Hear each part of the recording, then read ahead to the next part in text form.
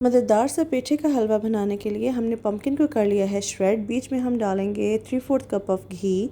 साथ ही हम ऐड कर देंगे 8 से 10 ग्रीन इलायचीज़। बीच में डालेंगे 3/4 कप ऑफ शुगर। मैंने यहाँ पे 5 टेबलस्पून ऑफ स्टिविया यूज़ किया है। इसको अब हम तेज़ आंच पे गर्म करने के बाद 3 मिनट के लिए लो फ्लेम के ऊपर रख देंगे कवर करके, ताकि पम्पकिन अपना सारा पानी छोड़े। अब हम बीच में 1 कप एवेपोरेटेड मिल्क डाल के इसे अच्छी तरह से पकाएंगे तेज़ आंच के ऊपर, जब तक कि सारा पानी खुश्क हो जाए और घी बिल्कुल बाहर आ जाए। अब देखिए घी साइड पे आ गया है। बीच में हम डालेंगे हमारे नट्स और इसे 5 से 10 मिनट के लिए अच्छी तरह से भूनेंगे। अब ये बिल्कुल सेपरेट हो गया है। अब हम बीच में डालेंगे 3/4 cup of dried milk powder और इसको हम साइडों से कवर करके 2 मिनट के लिए कवर करके छोड़ देंगे, ताकि मिल्क पाउडर खोए की शक्ल ले ले। और ये देखिए इसे हमने 2 मिनट के लिए भूना और हमारा मज़ेदार सा पेठे का हलवा हो गया है रेडी टू सर्व।